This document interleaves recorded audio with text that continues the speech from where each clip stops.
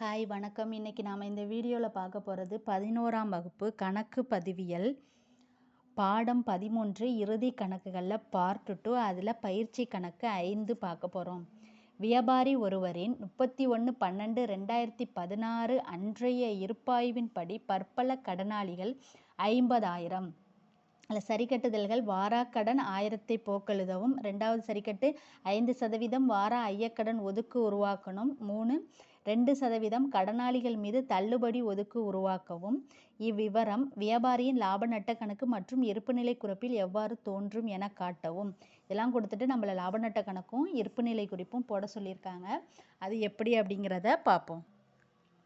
இப்போ நம்மளை லாப நட்ட கணக்கும் இருப்புநிலை குறிப்பு தான் போட சொல்லியிருக்காங்க. இது போடுறதுக்கு முன்னாடி அவங்க கொடுத்துருக்க விவரத்தை நம்ம ரஃபாக ஒர்க்கிங் நோட்ஸ் மாதிரி போட்டு பார்க்கணும். ஃபஸ்ட்டு கடனாளிகள் எவ்வளோ கொடுத்துருக்காங்க? 50,000. இந்த 50,000த்தில் அதுக்கப்புறம் சரி கட்டுதல் ஃபஸ்ட்டு என்ன வந்திருக்கு? வாராக்கடன். வாராக்கடன் எவ்வளோ? 1000 போக்கெழுத சொல்லியிருக்காங்க. அப்போ 50,000த்தில் 1000 போயிடுச்சுன்னா 49,000. ஐயக்கடன் ஒதுக்கு எவ்வளோ சொல்லியிருக்காங்க? 5% கண்டுபிடிக்க சொல்லியிருக்காங்க. அந்த 5%ஐ நம்ம 50,000த்தில் கண்டுபிடிக்க முடியாது, 49,000த்தில் தான் கண்டுபிடிக்கணும். அப்போ 49,000த்தில் 5%னா 2 0க்கு 2 0, 0க்கு 0, ஐயம்மு 45, பாக்கி 4, 5 20, 24, 2450. அதை கழிச்சோம் அப்படின்னா 46,550. அடுத்தது மூணாவதாக என்ன சொல்லியிருக்காங்க? 2% தள்ளுபடி ஒதுக்கு, அதையும் கழிக்கணும். அப்போ அதை இதுலேருந்து கண்டுபிடிக்கணும். கண்டுபிடிச்சா 931. இதை கழிக்கும்போது 45,619. இப்போ நமக்கு சரி கட்டுதலில் என்னென்ன கொடுத்துருக்காங்களோ அது ரெண்டுமே என்ன செய்யும்? லாப நட்ட கணக்குலையும் வரும், இருப்பு நிலை குறிப்பிலும் வரும். இப்போ லாப நட்ட கணக்கில் வாராக்கடன் ஃபஸ்ட்டு எடுத்தோன்னா போக்கு எழுதவும் 1000 ரூபாய் கொடுத்துருக்காங்க. வார ஐயக்கடன் ஒதுக்கு 2450 நம்ம கண்டுபிடிச்சது.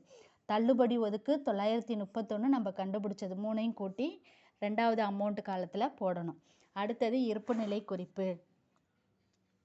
இருப்புநிலை குறிப்பு அப்படிங்கிறது இதில் நம்ம என்ன செய்யணும்? பொறுப்புகள் சொத்துக்கள் அப்படிங்கிறது எழுதணும்.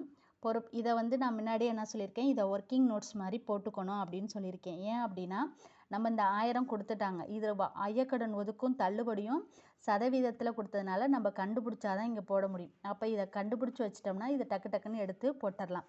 இப்போ இருப்புநிலை குறிப்பு அப்படிங்கிறது போடும்போது பொறுப்பு சொத்து அப்படிங்கிறது போட்டாச்சு. இப்போ இந்த கடனாளிகள் அப்படிங்கிறது சொத்துக்கள் பக்கம்தான் வரும்.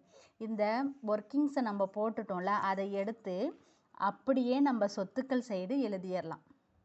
கடனாளிகள் 50,000, அதில் வாராக்கடன் 1000 கழிச்சா 49,000. ஐயக்கடன் ஒதுக்கு 5%, 2450 ஏற்கனவே கண்டுபிடிச்சது தான், அது 46,550. இதில் தள்ளுபடி அதே மாதிரி 2%, 931 கழிச்சோம் அப்படின்னா 45,619. இது அப்படியே சொத்துக்கள் பக்கத்தில் தான் இடம்பெறும். நம்ம இதையும் போட்டுட்டோம் அப்படின்னா இந்த அமௌண்ட்டை தூக்கி இதிலே போட்டுடலாம். இதை அப்படியே தூக்கி சொத்துக்கள் சைடும் நம்ம போட்டுடலாம். நன்றி.